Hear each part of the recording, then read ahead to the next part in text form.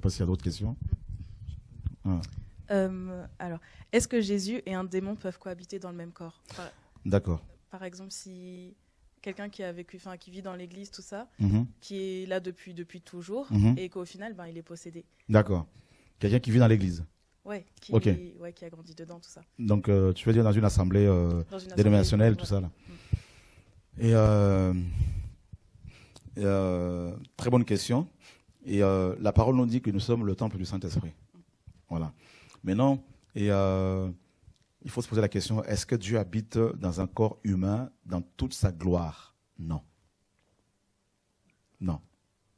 Et quand la parole dit que nous sommes le temple du Saint-Esprit, il ne faut pas croire que dans ton corps-là, l'Esprit de Dieu habite dans sa globalité en toi. C'est impossible.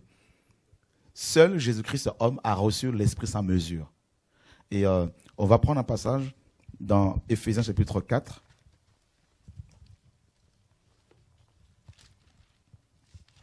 Déjà pour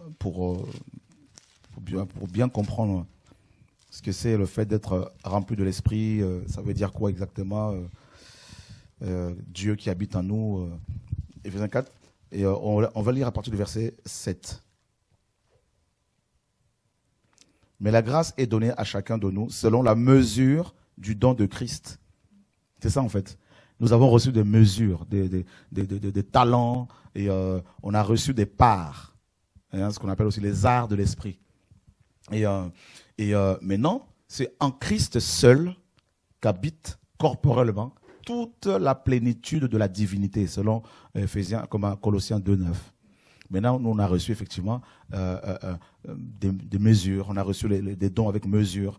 Et ensuite, bien sûr, avec ces mesures-là, on est complètement rempli. Hein, attention, hein, voilà.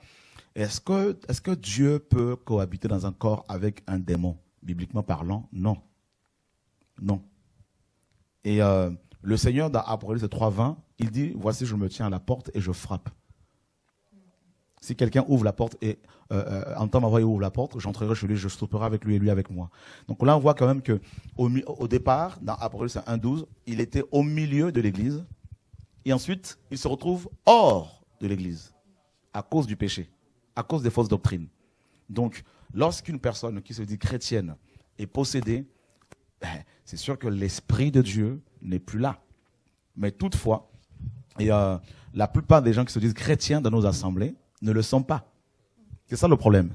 Donc, beaucoup ont fait une adhésion intellectuelle et ils ont fait une adhésion intellectuelle, donc il n'y a pas eu une véritable conversion. Et c'est pour ça que ces personnes-là peuvent aussi être souvent, même sont souvent possédées. Il y a aussi le cas des personnes véritablement converties qui ont ouvert des portes à l'ennemi et les démons sont revenus, comme la parole le dit. Et là, quand c'est comme ça, l'esprit est d'abord attristé et ensuite éteint. Voilà. Donc l'esprit peut être éteint en nous. Donc c'est la grâce du Seigneur. Voilà. Mais cohabitation comme des locataires, de colocataires, non. Non, c'est pas possible. Voilà. Voilà.